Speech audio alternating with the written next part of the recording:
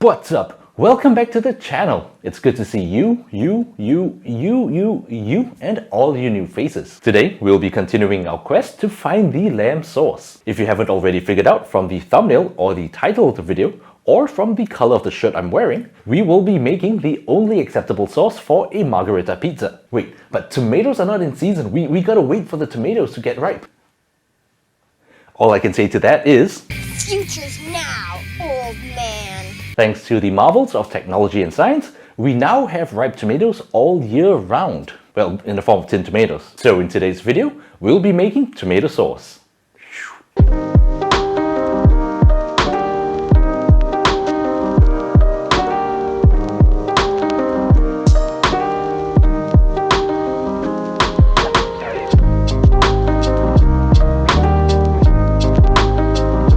For today's sauce, we will need an onion, 1 or 2 cloves of garlic, tinned tomatoes, chicken or veal stock, a bay leaf and a sprig of thyme. Also, depending on the tomatoes used, you may need some tomato puree or sugar. Begin by finely dicing your onions. If you intend to strain your sauce later on, then a coarse dice is fine. How ironic. Sweat your onions off in a large pot over medium heat with some olive oil for about 7 to 10 minutes. I usually season it with a pinch of salt to help the onions release their moisture. Oh, and add in some black pepper as well. In the meantime, crush, mince or finely chop your garlic. For those who don't know how to easily peel garlic, here's how. Smash your cloves with your knife just like this, slice off the root end and peel it. Proceed to chop normally. Once your onions are semi-translucent and have a bit of color, toss in your garlic and cook them for no more than 30 seconds. Any longer and you risk burning it and spoiling the entire pot. Next, pour in your tinned tomatoes. I only realized at this point that I had bought tinned tomato sauce, also known as passata. This also works fine, but I recommend using whole or chopped tomatoes. To that, add in about a tin's worth of water.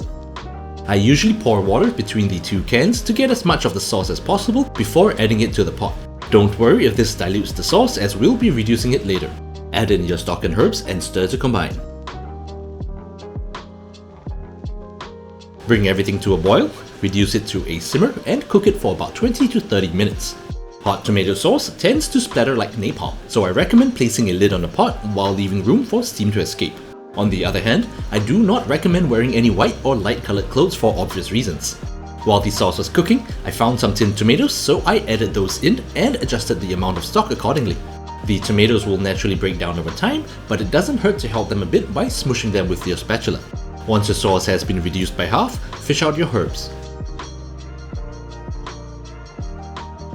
Give it a quick taste, and if it isn't tomatoey enough or is too tart, add in some tomato puree and some sugar. If it's tasting like fine wine without the alcohol but instead filled with tomatoey goodness, you're good to go.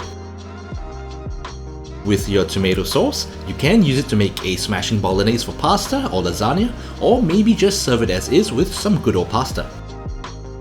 Finish it off with some freshly chopped basil, good old surf and blue, which is a type of blue cheese, and a fresh grating of Parmigiano Reggiano.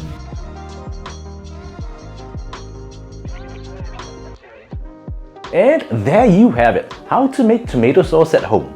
Now classically, this used to be made with flan butter, also known as a roux, and this was used to sort of thicken the sauce. Now this particular method is actually detailed in Escoffier's cookbook, but all I can say to that is get with the times, old man. Jokes aside, I'm not the biggest fan of that method because I find that using a roux ends up masking the flavors of whatever tomatoes you're using. Also, you tend to end up with a slightly heavier and goopier sort of sauce, which is not what you want from a tomato sauce. In a similar vein, you can also try using fresh tomatoes if you have access to fresh, juicy, tasty ones. Sadly, those are pretty expensive over here, and using fresh tomatoes will extend your cooking time by quite a bit because what you want to do is to slow cook them in order to extract as much flavor as possible. But that's it for today. If you enjoyed the video or learned something new, you know what to do. Hit that like button if you liked the video, share it with all your friends and family, and drop me a comment because it helps the YouTube algorithm. Also, let me know what are some of your favorite uses for tomato sauce, or if you have any other recipes or dishes you would like to see. But for now, I'll say thank you so much for watching,